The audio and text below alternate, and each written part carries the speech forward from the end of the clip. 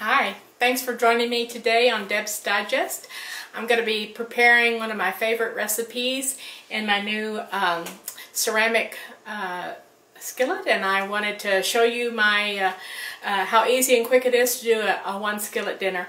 The recipe that I'm using comes from Jennifer Eloff's book Low Carbing Among Friends, and I'm going to put the link in the description box, so be sure and follow up on that.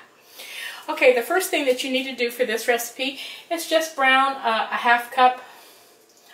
fourth cup of butter, and that's just going to be for sautéing your vegetables. The first ingredient you want to put in is your onion and garlic.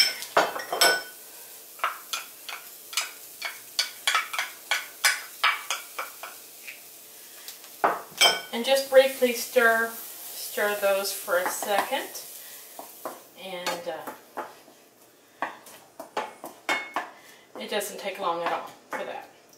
And then the next, our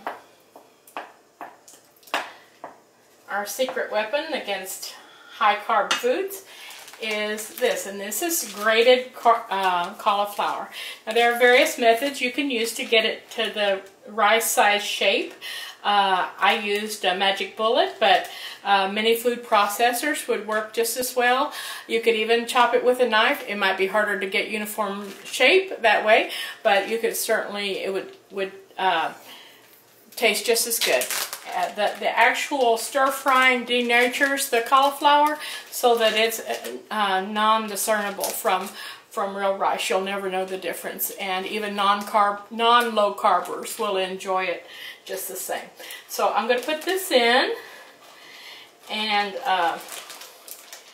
then it needs to cook for about 2 minutes, so I'll pause the video and come back when it's done. To make this more into like a house fried rice, I'm going to add some meat, because the original recipe doesn't call for it, but it is a variation that she's listed at the base of the page. Got some turkey ham, some chicken,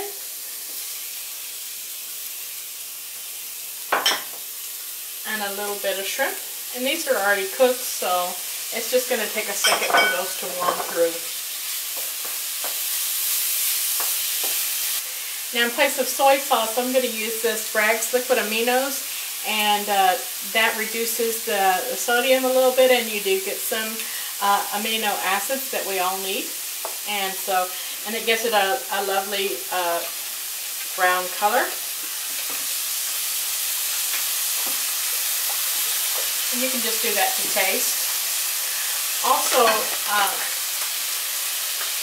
for cauliflower needs a lot of salt usually, but I use the real salt, sea salt, and the kind that's really better for you because it still has the minerals, it hasn't been refined out, is this kind that has a little bit of a pink color with little darker specks, and that means that those are the good minerals. And rather than raising your blood pressure, this is something that will actually help you lower your blood pressure.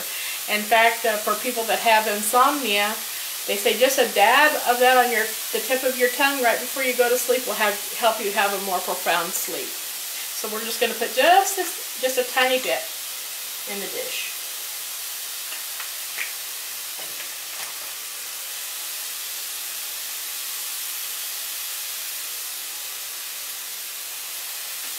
Okay, this needs to cook for about 3 more minutes, and then we're going to put the final piece in. Now for our final piece, just to make it look completely authentic, you'll push your cauliflower mixture over to one side, and you will put in your scrambled egg.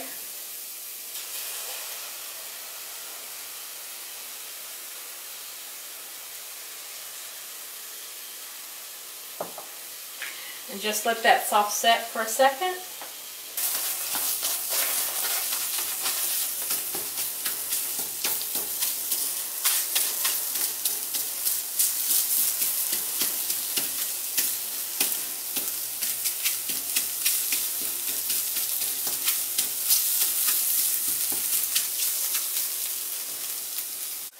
Now we're ready to mix the egg in with the rest of the mixture.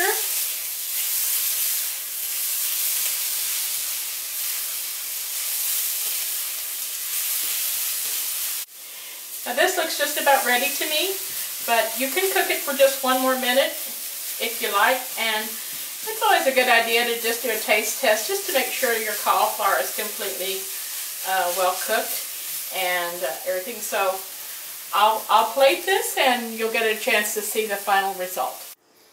Okay, so here we have it. The steam's still coming off of your caulifried rice.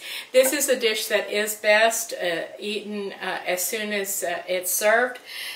You see it's served here on a nice bed of kale. This is one of the fast growing in appreciation for the super vegetables because of the dark green color and the macronutrients that are contained in that. So please give this recipe a try. Follow the link for Jennifer's book. They have a new one coming out right away. It's going to press as we speak, and then in December the 3rd volume in that series is going to be released. So give this a try. Please leave me your comments and feedback, and I would love it for you to subscribe.